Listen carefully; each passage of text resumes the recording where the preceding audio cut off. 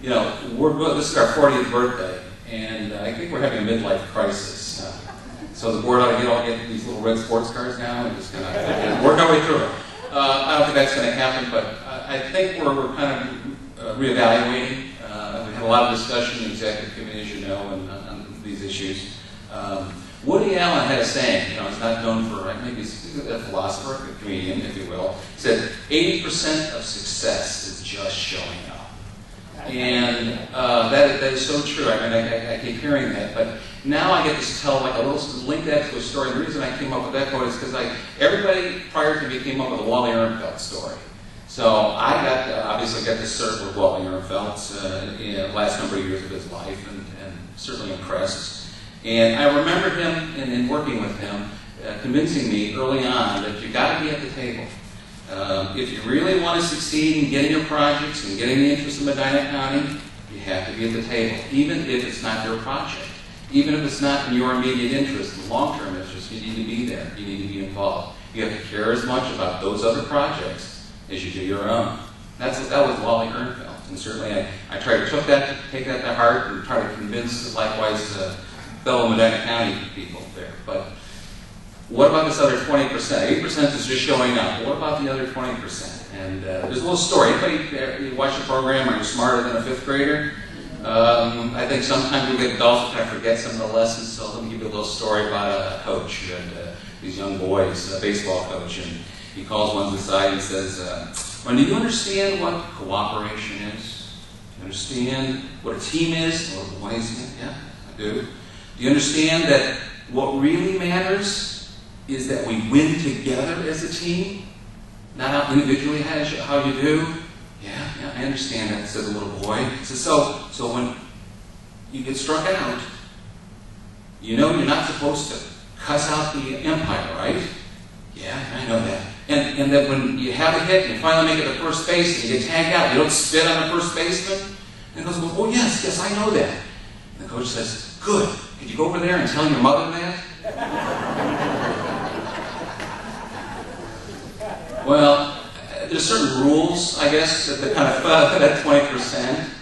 And I think Tracy Wheeler really hit it this morning, as one of the staff members. I mean, Howard Mayer and staff likewise have to thank for so much. But Tracy kind of talked about this pragmatism and civility. And that's very important. It's so very important because we can get kind of emotional. Like sometimes we might want to curse at somebody or spit on someone. It doesn't ever get to that point, but still there's that. There are rules, there's a procedure, there's a process. And you start looking at it in terms of you're going into a sports analogy, but every year the team has a chance for success. And I think that's what keeps us coming. We can follow the rules, you have to have good sportsmanship. And of course, if you don't make it through this year, well, there's always next year. And obviously for those of us affiliated with this Cleveland Metropolitan Planning Organization, our sports teams, more often than not, it's always next year. Is we're looking forward to, but still, we're kind of used to that. And I think that's indeed the kind of thing, that extra 20%.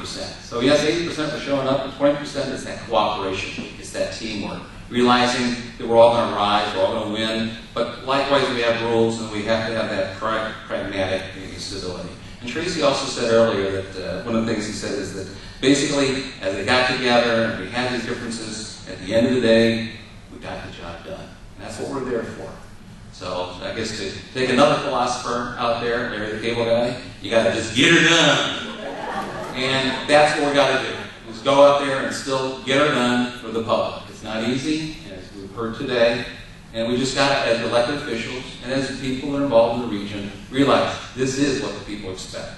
They expect us to get her done. So I want to thank you all for your support, many of you that I was not able to mention. And it's been a pleasure, every board member. Eventually I received this award, who's consistently here and involved. Indeed, you all should be recognized for your dedication to the region and to your constituency. Thank you.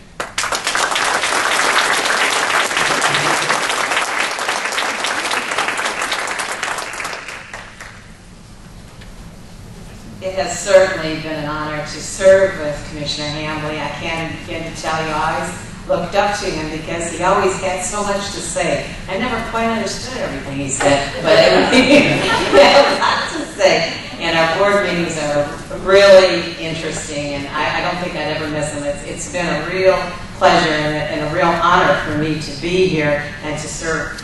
But really, Steve, you do embody those ideals set forth by the award, and I hope that many people will follow your example.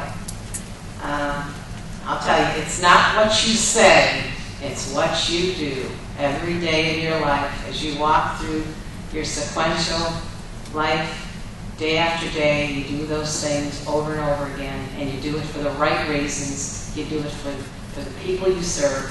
And I think Commissioner Hambley has done that his whole life, and I think we need to give him one more big round of applause.